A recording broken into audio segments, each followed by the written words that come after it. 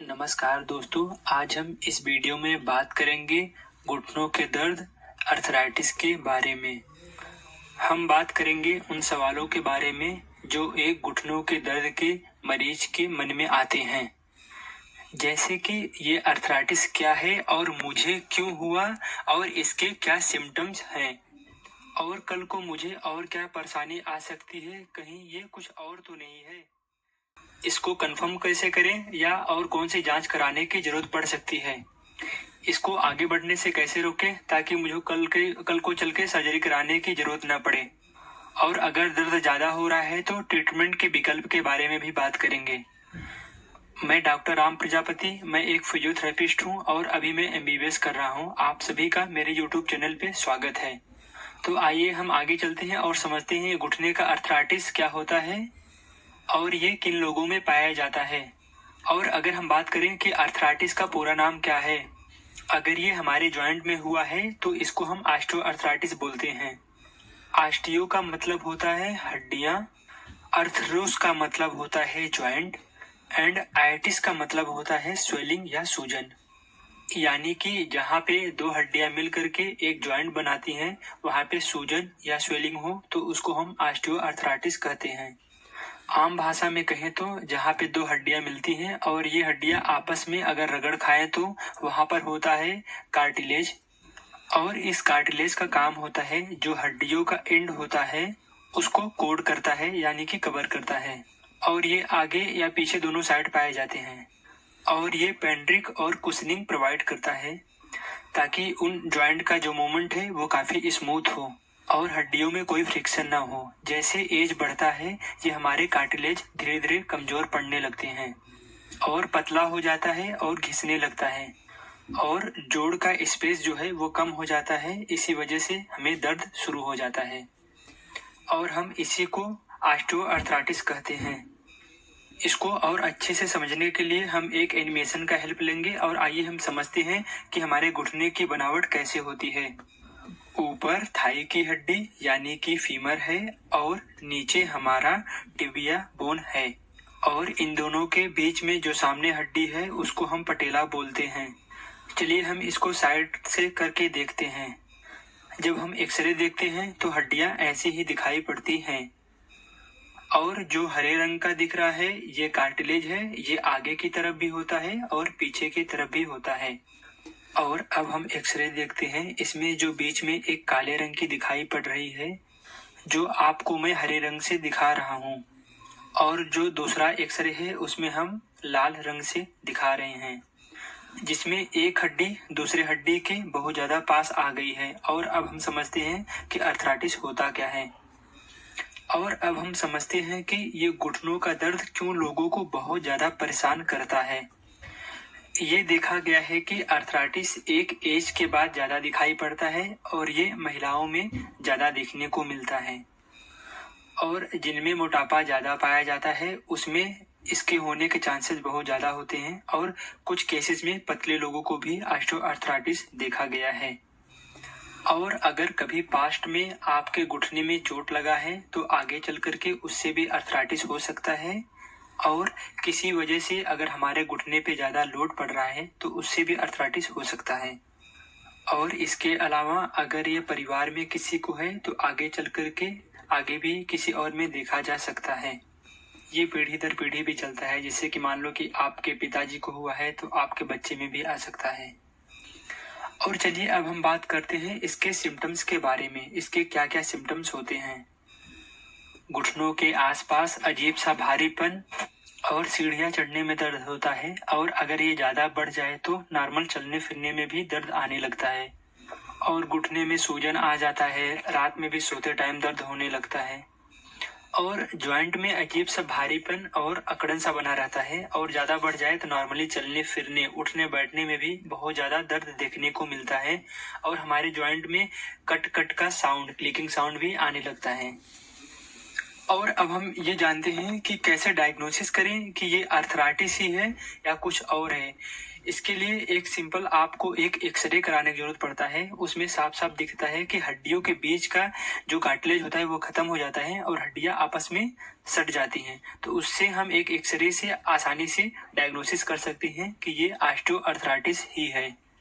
और कभी कभी ये और टाइप्स के हो सकते हैं, उसके लिए हमें एमआरआई या घुटने से पानी निकाल के भी चेक कराना पड़ता है। और एमआरआई में घुटने को हम बहुत सारे हिस्से में बांट करके उसको देखते हैं कि एग्जैक्टली क्या प्रॉब्लम है। तो ये एमआरआई भी एक सिम्टम या तो अच्छे से डायग्नोसिस करने में काफी हेल्प मिलता है। और चलिए अब हम लोग बात करते हैं इलाज के बारे में। तो सबसे पहले हम एक बात बता दें कि हर अर्थराइटिस को इलाज का जरूरत नहीं पड़ता है। कुछ अर्थराइटिस को हम नॉर्मल एक्सरसाइज करके भी ठीक कर सकते हैं। बस हमें कुछ बातों का ध्यान देना पड़ता है, वजन कम करना पड़ता है, व्यायाम करना पड़ता है, खाने पीने में ध्यान देना पड़ता है, तो ये बहुत आसानी से खुद भी ठीक हो जाता है। और सबसे जरूरी बात, हमारे घुटने को जो मांसपेशियां सपोर्ट करती हैं, अगर उसका सही तरीके से व्यायाम किया जाए, एक्सरसाइज किया जाए, तो हम उससे भी बहुत ज्यादा पेन में रिलीफ मिलता है और अर्थराइटिस को काफी अच्छे तरीके से ठीक कर सकते हैं। और कुछ बातों का ध्यान देना पड़ता है, जैसे कि वजन कम करें, नी ब्रेस लगा के चलें, सीढ़ियां कम चढ़ें और उकरू मुकरू नहीं बैठना होता है और कम्बोर्ड वाले बाथरूम यूज करना होता है। ये कुछ नॉर्मल प्रिकॉशंस करके भी हम अर्थराइटिस के दर्द में बहुत ज्यादा आराम पहुंचा सकते हैं। और एक बात बता दूं, अगर आपके घुटने का अगर आपके शरीर का वजन 1 kg भी बढ़ता है तो हमारे घुटने पर उसका 4 से 5 गुना ज्यादा असर पड़ता है। अगर 10 kg बढ़ गया, सोचो उसका कितना ज्यादा इम्पेक्ट हमारे घुटनों पे पड़ता है। इसलिए हमें अपने वजन को बहुत ज्यादा कंट्रोल में करके रखना चाहिए। वजन को कैसे कम करें, तो जैसे कि मान लो हमें दिन भर में 1500 कैलोरीज की नीड है, तो हम क्या करें, उसको घटा दें। अगर दिन में 600-700 कैलोरीज लेना शुरू करें, मतलब कम खाना खाएं और फाइबर लेना शुरू करें, तो ऑटोमेटिक हमारा वजन धीरे धीरे करके कम होने लगता है। और उसके साथ साथ एक्सरसाइज बहुत ज्यादा मायने रखता है। और कुछ लोग बोलते हैं कि हम जब एक्सरसाइज करते हैं तो दर्द बढ़ने लगता है, तो मैं आपको बता दूं, एक्सरसाइज कभी भी हानिकारक नहीं होता है। जैसे हम जिम करते हैं तो हमारे बाइसेप्स या सिक्स एप्स बनाने में काफी टाइम लग जाते हैं, कभी कभी 8-9 महीने लग जाते हैं, 1 साल लग जाते हैं। तो वैसे जो एक्सरसाइज भी होता है, अगर हम सोचे कि 8 दिन 10 दिन कर लें उससे हम ठीक हो जाएंगे, तो ऐसा नहीं होता। एक्सरसाइज को भी हमें रेगुलरली करना होता है। जब हम 7 से 8 वीक कंटिन्यू करेंगे तब जा करके हमारा दर्द कम होना शुरू हो जाता है। और अगर इसको हम डायट हमेशा रूटीन में बनाए रखें तो इससे हमें बहुत ज्यादा फायदा देखने को मिलता है। एक्सरसाइज को कभी बोझ नहीं समझना चाहिए, इसको आप इंजॉय करो और इसको रोज अपनी आदत में ऐड कर लो। लगभग 1 से 2 महीने भी हम लगातार कर लिए तो हमारा आदत बन जाता है, तो फिर हमें अपने आप को इतना प्रेशराइज नहीं करना पड़ता है। वीडियो के लास्ट में हम समझेंगे कि आखिर इसमें क्या क्या एक्सरसाइज कर सकते हैं। तो वीडियो के लास्ट में मैं एक्सरसाइज का कुछ वीडियोस डालूंगा और हम एक बताएंगे क्या एक्सरसाइज करना है, और उसी एक्सरसाइज को आप कंटिन्यू करोगे तो आपको बहुत ज्यादा रिलीफ मिलने वाला है। और जरूरत पड़ा तो हम एक सेपरेट वीडियो भी लाएंगे पूरा नी एक्सरसाइज के ऊपर। और इसके अलावा हम जूते कैसे पहनते हैं, कैसे चलते हैं, इससे भी हमारे घुटने पे बहुत ज्यादा असर पड़ता है, और ये सब हमें सही करके रखना चाहिए। और अगर आपको और बीमारियां हैं जैसे गाउट या रेमटॉइड अर्थराइटिस, तो उसको भी मेंटेन करके रखना बहुत बड़ी रिस्पांसिबिलिटी होती है, और उसको कंट्रोल करना भी उतना ही ज्यादा जरूरी होता है। और अपने एक्टिविटी और रेस्ट को बहुत ज्यादा मैनेज करके चलना चाहिए। ऐसा नहीं है कि एक साथ हम बहुत ज्यादा एक्टिविटी कर लें, तो एक्टिविटी और मैनेज करें और कोशिश करें कि आप अपनी क्षमता को समझो और धीरे धीरे करके अपनी एक्टिविटी आप बढ़ा और घटा भी सकते हो। और अगर प्रॉब्लम ज़्यादा है तो आप नी ब्रेस या तो छड़ी के स्टिक का भी हेल्प ले सकते हैं। और चलिए अब हम लोग जानते हैं कि क्या क्या मेडिसिन यूज कर सकते हैं जो हमारे घुटने के लिए काफ़ी कारगर हो। तो सबसे पहले जो डाइक्लोफिनेक जेल आते हैं या तो ऑयल आते हैं, इसको हम रेगुलर बेस में काफ़ी लंबे टाइम तक यूज कर सकते हैं। इसका कोई साइड इफेक्ट देखने को नहीं मिलता है। और हमारे जो घुटने पे सूजन होता है या तो पेन होता है, उसके लिए भी हम कुछ मेडिसिन यूज कर सकते हैं। उसका नाम मैं बताना सही नहीं समझता, वो अपने डॉक्टर से आप कंसल्ट कर सकते हैं। और जो आपका डॉक्टर सजेस्ट करेंगे उस मेडिसिन को आप कंटिन्यू चला सकते हो।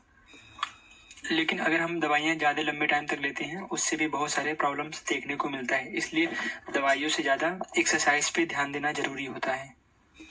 और हम बात करें विटामिन डी या कैल्शियम, तो इसका रोल तब होता है अगर आपके बॉडी में विटामिन डी कैल्शियम की कमी है तब इसको आप ले सकते हैं, नहीं तो इसका भी कोई बहुत खास ज़रूरत नहीं पड़ता है। चलिए अब हम लोग बात करते हैं इंजेक्शंस के बारे में, जो हमारे घुटने पे डॉक्टर सलाह देते हैं कि कुछ इंजेक्शन लगवाने से भी आराम लग जाता है, उसके बारे में हम बात करते हैं वो कौन कौन से इंजेक्शन होते हैं। तो जो पहला इंजेक्शन होता है इसको हम स्टेरॉइड बोलते हैं। स्टेरॉइड क्या होता है, ये कोई परमानेंट ट्रीटमेंट नहीं है। इसमें क्या है कि जैसे मान लो कि आप ऑपरेशन को टालना चाहते हो, आपको कोई मतलब शादी वादी का फंक्शन है और ऑपरेशन को आप टालना चाहते हो, तो आप अगर स्टेरॉइड लगवा लेते हो तो आपको 3 महीने 4 महीने या साल भर बिल्कुल भी दर्द देखने को नहीं मिलेगा, लेकिन ये परमानेंट ट्रीटमेंट नहीं होता है। और एक दूसरा होता है PRP, प्लेटलेट रिच प्लाज्मा। इसमें क्या करते हैं कि हमारे ब्लड से प्लाज्मा को निकाल करके उसकी बहुत सारी कॉपीज बना करके उसको इंजेक्शन के थ्रू हमारे घुटने में डाल देते हैं। उससे भी काफ़ी ज़्यादा रिलीफ मिलता है, बट ये भी कोई परमानेंट ट्रीटमेंट नहीं है। काफ़ी रिसर्च में पाया गया है कि इनका बहुत ज़्यादा फर्क नहीं पड़ता हमारे घुटने के दर्द को आराम देने में। एक रेडियो फ्रीक्वेंसी भी विकल्प होता है जो अभी ज़्यादा लोग यूज करने लगे हैं। ये भी कोई परमानेंट ट्रीटमेंट नहीं है, बट आपको दर्द में काफ़ी रिलीफ दे सकता है। एक्चुअली ये सब चीज़ें उनके लिए है कि जो ऑपरेशन करा चुका है। बहुत से लोग होते हैं कि ऐसा देखा गया है कि कुछ लोग ऑपरेशन कराते हैं तब भी 20% लोग ऐसे होते हैं जो दर्द से मतलब उतना ज़्यादा सेटिस्फाई नहीं रहते, उनको हल्का फुल्का दर्द कभी कभी बना रहता है या तो पैरों में स्वेलिंग से बनी रहती है। तो वो लोग इस इंजेक्शन को ले सकते हैं। इसमें क्या होता है कि कोई कट लगाने का ऑपरेशन करने की जरूरत नहीं पड़ता, इसको डायरेक्ट घुटने में इंजेक्ट कर सकते हैं और उससे काफ़ी आराम मिलता है और 1-2 साल तक बिल्कुल भी दर्द नहीं आता है। और एक इंजेक्शन होता है जो लुब्रिकेशन के लिए लगाते हैं, बट उसका कुछ खास फायदा नहीं होता है, ऐसा काफ़ी रिसर्चों में पाया गया है। तो घुटने से जुड़ी हुई जितनी बातें थी हम उसको एक एक करके समझ लिए हैं, और अब हम मेन टॉपिक पे आते हैं कि आखिर हम इसमें क्या एक्सरसाइज कर सकते हैं जिससे हम ऑपरेशन से बच सकते हैं और आसानी से अपने घर पे हम घुटने के दर्द से आराम पा सकते हैं। तो चलिए हम एक एक करके एक्सरसाइज को समझते हैं। इसमें अब हम लोग देखते हैं नी में क्या एक्सरसाइज करेंगे। सबसे पहले लेग को 10 उठाना है, 10 सेकेंड होल्ड रखना है एंड रिलैक्स करना है। दोनों लेग का कम से कम आपको 50 to 60 रेपिटेशन करना है। पैर उठाओ, 10 सेकेंड होल्ड रखो एंड देन रिलैक्स करना है।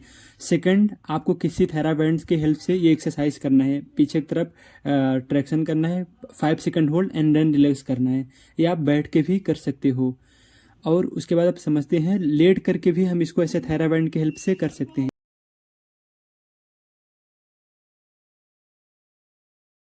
देखिए, नी पेन में बहुत सारी एक्सरसाइजेज होती हैं जो आर्थराइटिस में काफ़ी हेल्पफुल होती हैं।